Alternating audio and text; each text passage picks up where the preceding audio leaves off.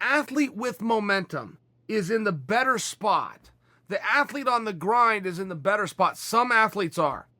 I will see guys, I can use it on a real short term, not over the course of a year or 2 years, a real short term, a day, a 2-day tournament.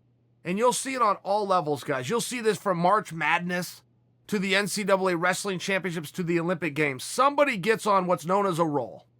They come out there, they have a great first match, and boom, that springboards them into a great second match, which builds this momentum and pushes them all the way through, and all of a sudden they got a gold medal or a championship to hold up, and you go, how the heck did they do that? And they can never duplicate it.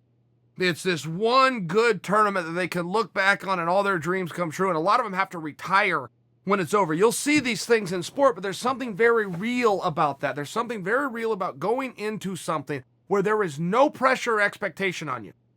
For some guys, they will live up to their expectations, of which if those are low, that's how they'll go out and perform. But for some other athletes, it will pull some kind of something off mentally. It will unlock something when there's simply nothing to lose. There's also something to be said for many athletes. And again, it all depends on the guy.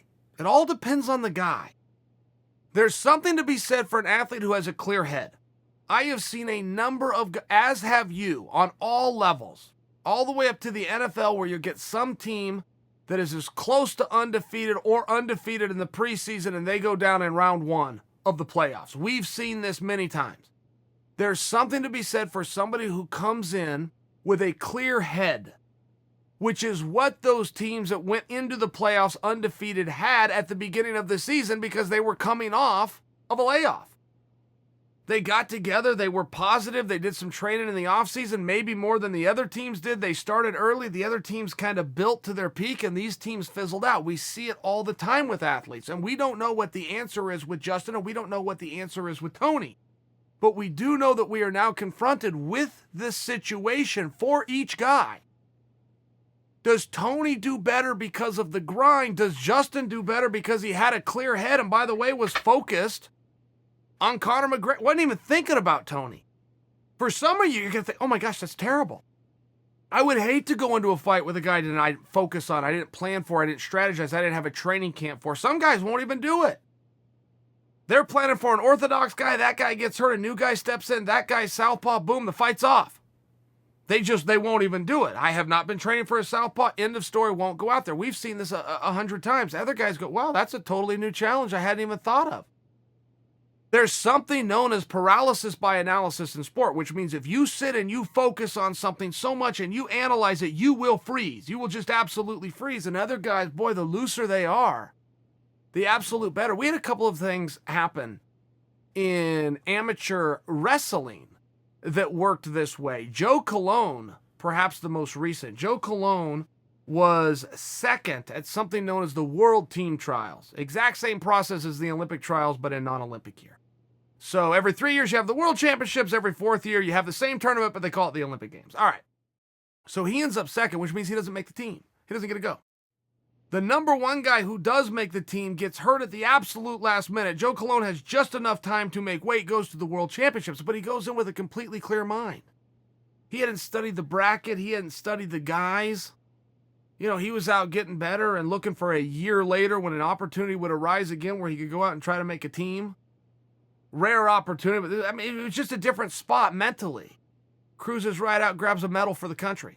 One of the best tournaments that he ever put together, but he didn't even know who the guys were. I mean, he's looking around going, okay, who do I got next? I'm not even supposed to be here. He enjoyed the moment, and it parlayed him. You could see it in his wrestling. We had a guy named Brandon Eggum.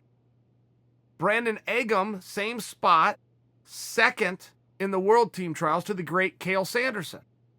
I can't recall what happened, but Chael elected to not go to the World Championships. They fill Eggum. They send him at the last minute. Eggum makes it to the finals. He didn't prep for anybody. He didn't plan for anybody. He didn't game plan, watch the tape, study. He wasn't even going.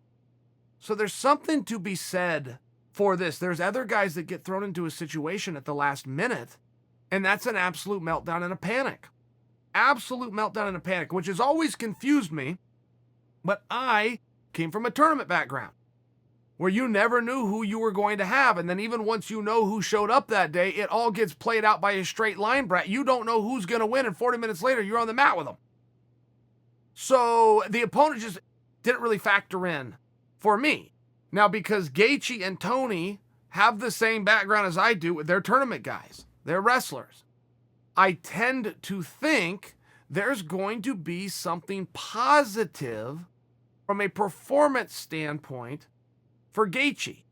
I tend to think Tony, which is consistent, one of the most consistent guys amongst the most consistent athletes that we've ever seen in the sport. I tend to think he's going to go out and be just fine too, but there is something to be guessed as we speculate to this match. Well, who's going to get the takedown and who's going to hit two? And Gaethje's going to hit him hard, but Tony's got a great chin. Yeah, you can break down some of those X's and O's, but some of the intangibles, such as the mindset, which largely going to be a guess. You're going to have to hedge your guess when you're making your prediction.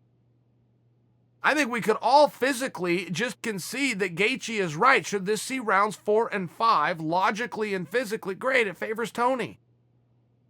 Not a level playing field.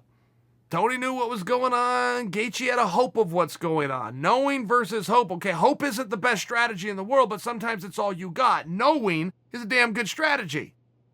But I do think that you have some variables here. And I think as we look forward to this fight, you need to weigh them.